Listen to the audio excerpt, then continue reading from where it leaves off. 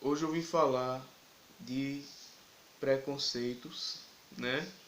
Mas preconceitos tanto como para homossexuais, como para os grupos LGBTs.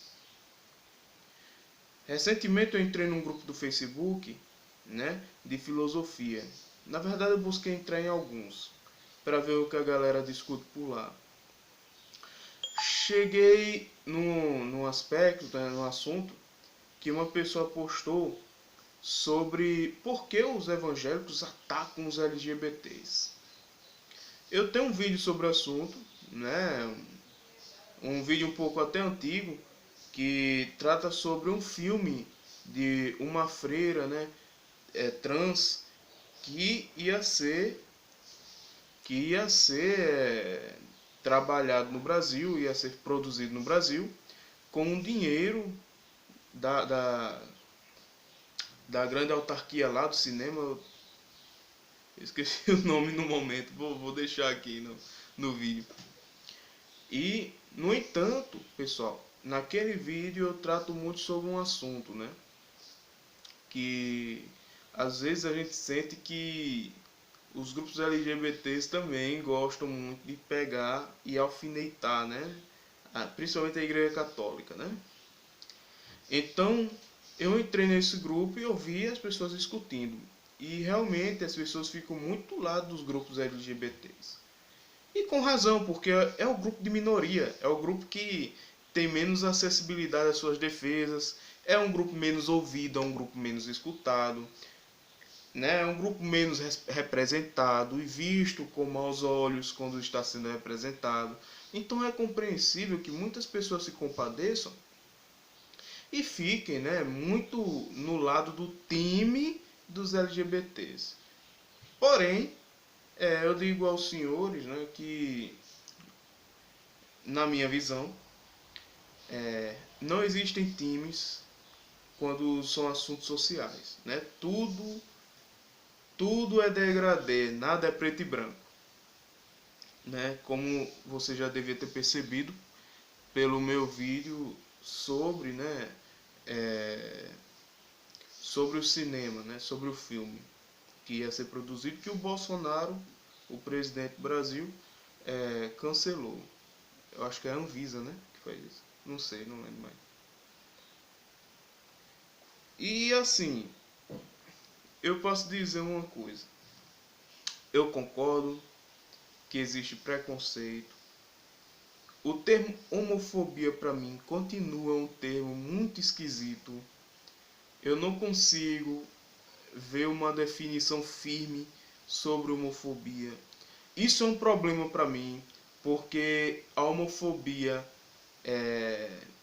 você pode ser criminalizado por cometer um atentado, né? E o seu crime pode ter uma maior pena, né? Você é mais penalizado, é agravante, né? É mais agravante se descobrirem que as suas motivações são fúteis, e essas motivações fúteis podem ser homofobia. Homofobia é uma motivação fútil para um crime. Você matar uma pessoa, ou você atacar uma pessoa só porque ela é homossexual, ou você cometer violência verbal porque a pessoa é homossexual, eu acho que é um agravante.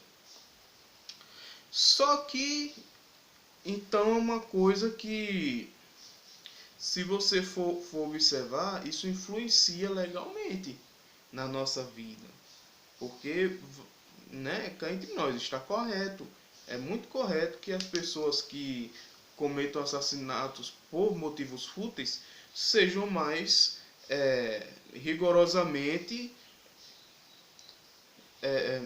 pen, levados à pena, né? Então, assim, eu concordo com isso. Só que o que eu vejo é que a definição de homofobia socialmente ela é muito ampla. Qualquer coisa é homofobia, a gente tem que ter cuidado.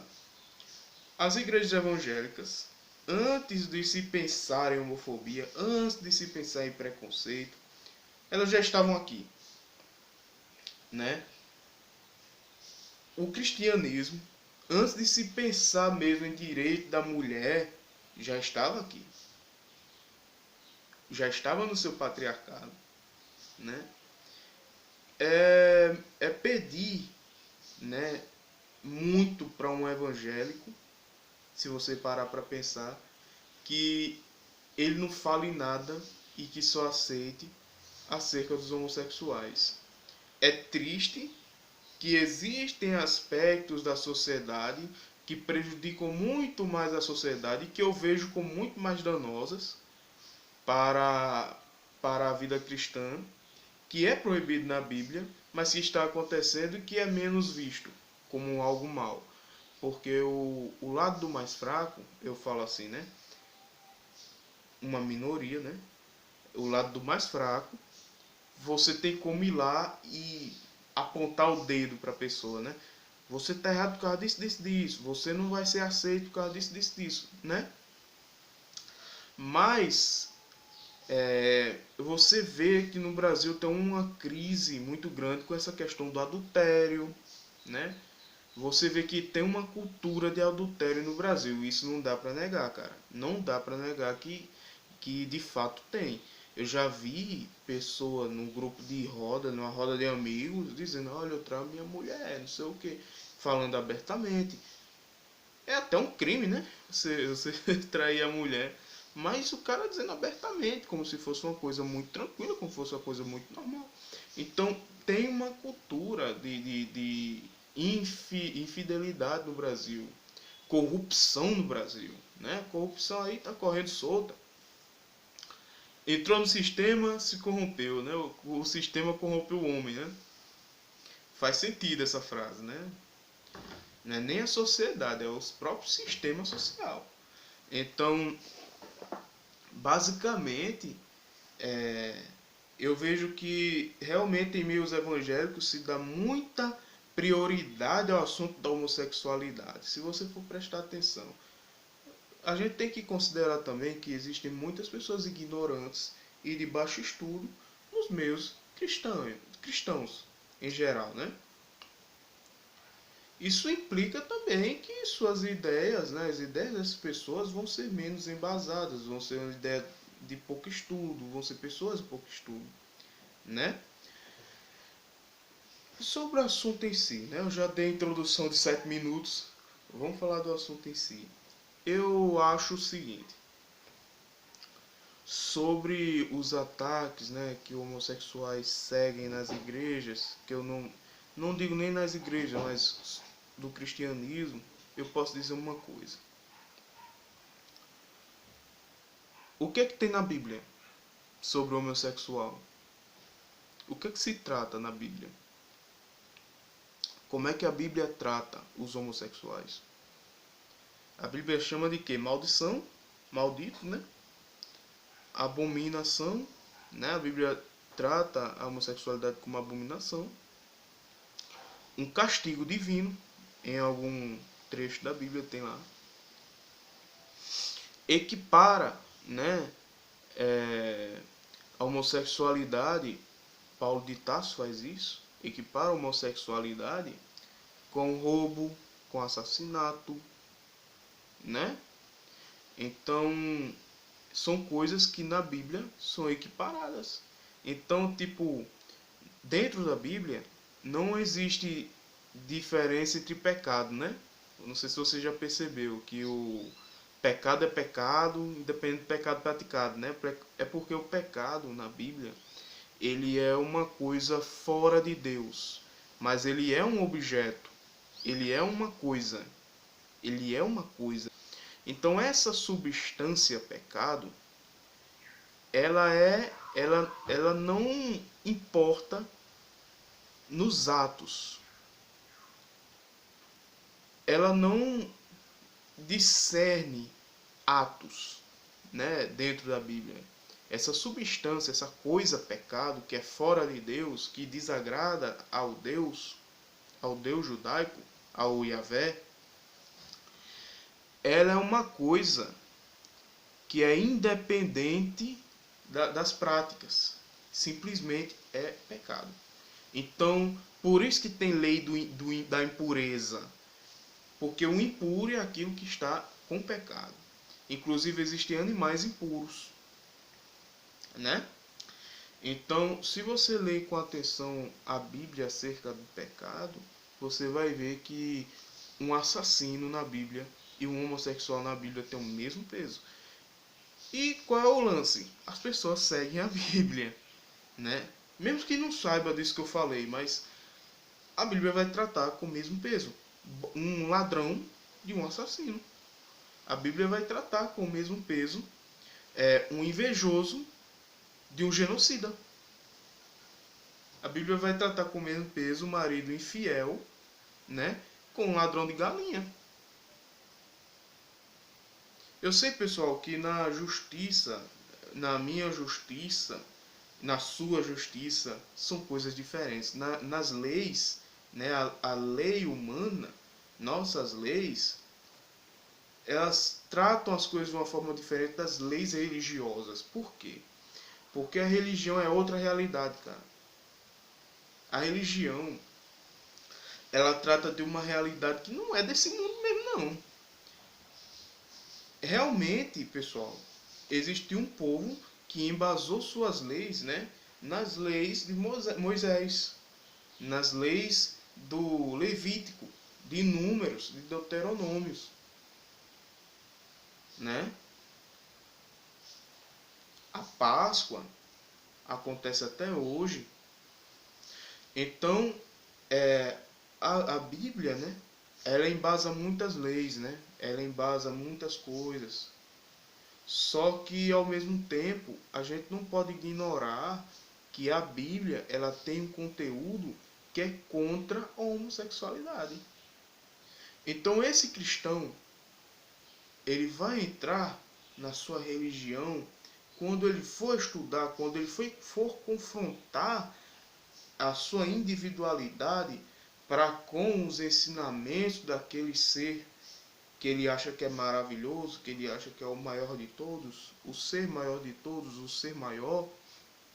Na hora que ele for encarar os ensinamentos desse ser, ele vai ter que lidar com isso. Ele vai ter que, o cristão, olha pelo lado do cristão, ele vai nascer num mundo em que tudo nesse mundo é diferente e é tratado de uma forma diferente, os assuntos são tratados com valores diferentes para o da Bíblia daquele ser que ele quer seguir. No caso do cristão, Javé. Não é verdade? Eu chamo Javé, tem outros nomes aí. Então, isso é um confronto que o cristão ele tem que seguir. E aí? Você vai seguir aquela justiça, aquela tal justiça, que pode ser para os dias de hoje injusta, que é para os dias de hoje justa, ou você vai seguir a justiça dos homens, que se percebeu que é mais justo, que é mais coerente com as ciências e muitas vezes até com as suas emoções, com seus sentimentos. Porque você pegar, por exemplo, um homem que traiu a esposa e você teria coragem de apedrejar esse homem? Você acha que a infidelidade ela deve ser punida com a morte, principalmente uma morte dolorosa de apedrejamento? Uma mulher, você apedrejaria uma mulher porque ela traiu o marido? Você vê que as pessoas não apedrejam hoje, né? Então, por mais cristãs que as pessoas sejam, né? Inclusive o próprio Jesus, né, aboliu esta lei, né, do apedrejamento contra infiéis. Então, o próprio Jesus, ele, dentro do coração dele, dessa pessoa, que eu não posso dizer se existiu ou não existiu, porque é incoerente para mim,